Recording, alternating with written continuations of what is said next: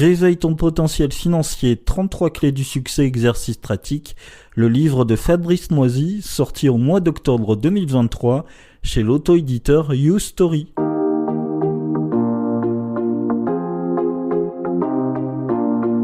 Je suis conseiller en investissement financier depuis déjà plusieurs années et je suis surtout papa de 2 adolescentes.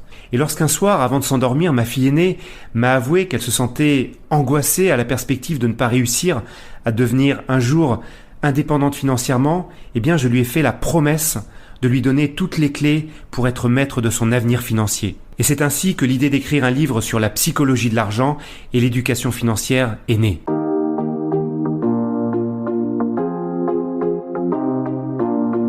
On est très heureux de retrouver Fabrice Noisy pour un nouveau podcast pour son livre qui sortira courant octobre.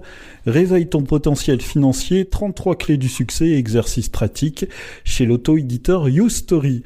Bonjour Fabrice, comment vous allez ? Très bien Florian, merci. Cette semaine, nous allons aborder la règle du triangle d'or sur l'investissement. Tout d'abord, quels sont les messages que vous souhaitez transmettre dans votre livre ? Alors les messages que je souhaite transmettre, c'est de démystifier le rapport à l'argent. Ensuite, ce qui est important, c'est que l'argent ne soit plus un tabou en France. Et enfin, ce que je souhaite, c'est que chaque lecteur, quelle que soit sa couleur de peau, qu'il soit jeune ou moins jeune, que ce soit un homme ou une femme, possède les connaissances essentielles pour prendre les meilleures décisions d'investissement, pour se protéger lui et surtout pour sécuriser sa famille.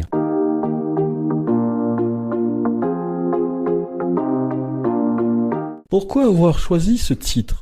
Bien, mon objectif en choisissant ce titre, c'est de créer un vrai déclic dans la tête des lecteurs, grâce aux 33 clés que je partage dans mon livre. Ensuite, mon objectif, c'est que chaque lecteur soit convaincu qu'il possède en lui la capacité et les ressources qui vont lui permettre de concrétiser financièrement ses objectifs personnels. À condition, d'une part, qu'il prenne conscience de l'importance et de l'urgence au plus tôt dans sa vie de mettre en place ces 33 clés, et ensuite qu'il réussisse à casser une fois pour toutes ces blocages internes qui l'empêchent de se développer financièrement. C'est effectivement ça que je souhaite vous transmettre dans ce livre, et pour illustrer cela, je vous partage la citation d'un de mes mentors qui dit que le contraire de la richesse, ce n'est pas la pauvreté, c'est l'ignorance. Et mon but aujourd'hui, c'est qu'il n'y ait plus d'ignorance pour créer et développer son patrimoine en France.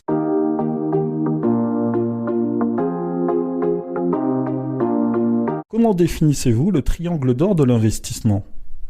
Alors, tout d'abord, il faut savoir que le rendement est souvent le principal critère qui est pris en compte lorsque l'on souhaite investir dans un placement financier ou immobilier.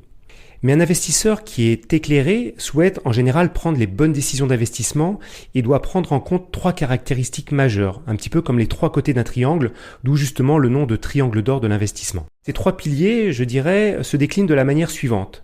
Le premier pilier qui correspond au premier côté du triangle, c'est le rendement, c'est-à-dire la performance financière de l'investissement, ou autrement dit, c'est ce que vous rapporte votre investissement au bout d'une durée définie dans le temps. Par exemple, une rentabilité de 5% sur un placement de 10 000 € vous rapportera environ 50 € au bout de 1 an. Ensuite, le deuxième pilier, c'est ce qu'on appelle la sécurité, c'est-à-dire le niveau de risque que l'investisseur est prêt à prendre, ou encore, autrement dit, la probabilité de récupérer le montant de son investissement initial. Et enfin, le troisième pilier, c'est la liquidité, c'est-à-dire la capacité à récupérer son argent facilement et rapidement.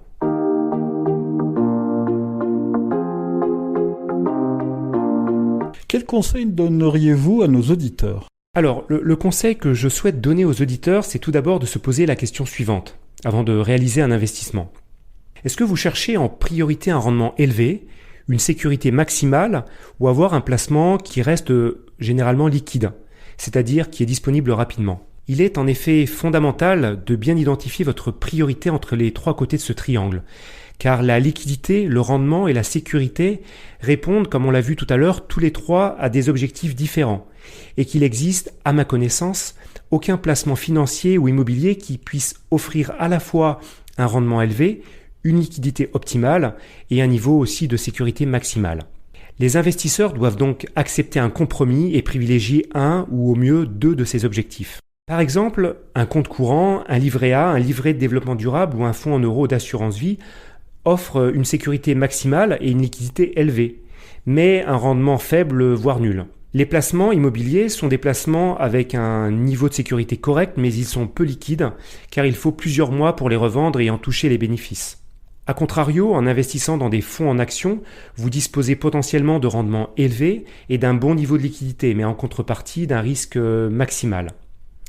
Gardez également à l'esprit que plus la liquidité est importante et plus le risque est faible. Et un conseil, si vous entendez parler d'un placement qui réunit ces 3 caractéristiques, partez en courant car ce type d'investissement n'existe pas. Ce fut un réel plaisir de vous avoir, Fabrice Noisy, pour ce podcast. Vous le savez, toutes les semaines on retrouve Fabrice Noisy pour son livre Réveille ton potentiel financier, 33 clés du succès, exercice pratique, qui sortira courant octobre chez l'auto-éditeur YouStory. Semaine prochaine, comment mieux contrôler nos dépenses, tout un sujet. Merci Fabrice. Merci Florian, à bientôt.